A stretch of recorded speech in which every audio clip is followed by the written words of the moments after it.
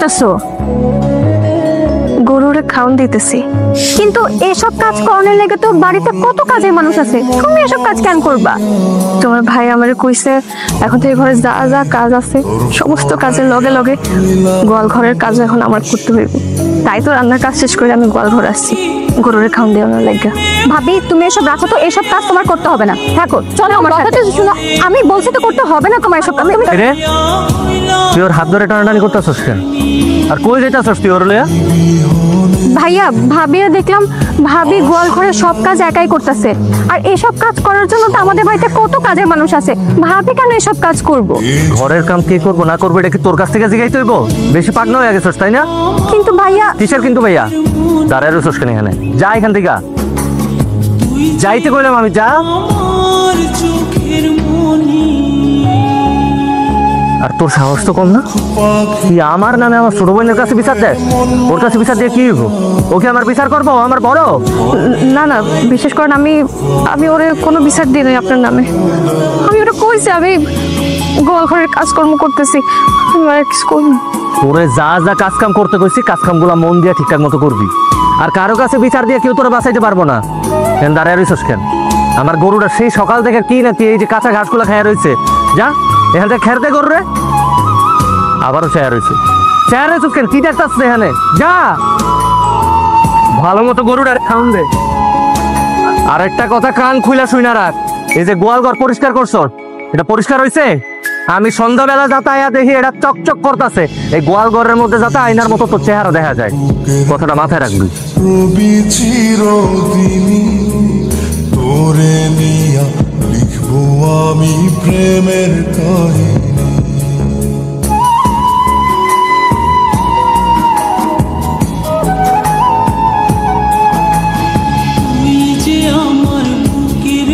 সব তো শেষ হয়ে গেল, এখন করবি রে?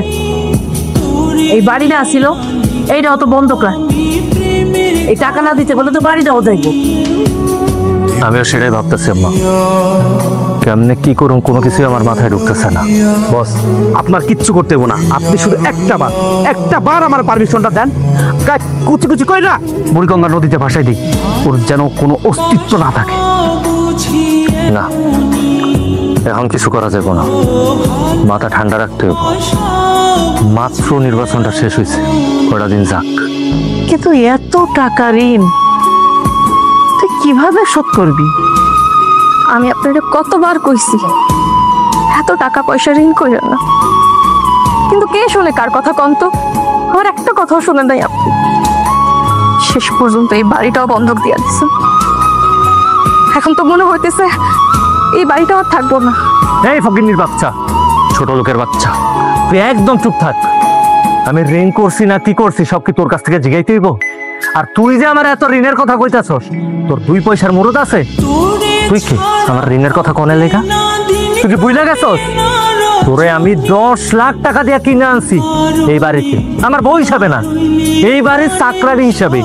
তুই হইলি আমার টাকায় কেনা গোলাম। আমি যদি আগে জানতাম তাহলে তোর মতো একটা কুফারে আমি জীবনেও বিয়ে করতাম না। নির্বাচনে হারছি না, এই নির্বাচনে হারার পিছনে একমাত্র তুই দায়ী। তোর কারণে আমি নির্বাচনে হারছি। দাঁড়ায় দাঁড়ায় আমার কথা গিলতাছস? যাই এখান থেকে যাইতে কইছি তোরা, যা। দুটা খুলে পিটানটাকে যা, অত সামনে থেকে দূর ও মানুষের বাচ্চা।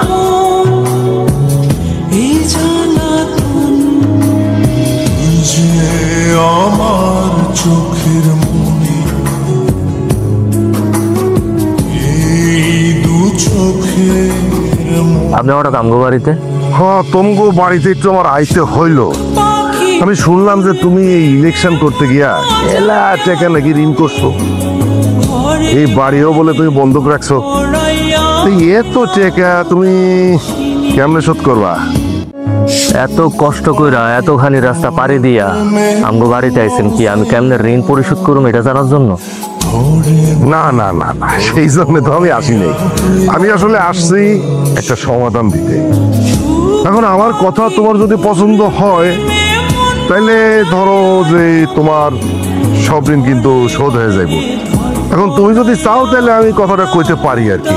আপনি আমারে কি এমন সমাধান দিবেন এটা আমি জানি না, তবে আমার মাথায় যে ঋণের বোঝা আছে সেটা যদি আমার মাথা থেকে নামে তাহলে আমি হাউস ছেড়ে বাঁচি। আমি তো এই সমাধানই তোমারে দিতে চাই।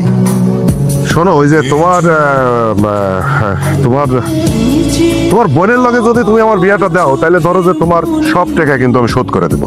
কি করতেছেন আপনি? আপনার মাথা মুথা ঠিক আছে? আপনি আপনার বয়স দেখছেন? এই বুড়া মানুষ হয়ে আমার এই ছোট্ট মেয়েটার বিয়ে করতে চান কেন? ঘরে তো বউ আছে। ওর ঘরে একটা বউ আছে, তা কি হয়েছে? আপনার পোলাও তো আগে একটা বিয়ে করছিল, পরে সে আর একটা বিয়ে করছে না।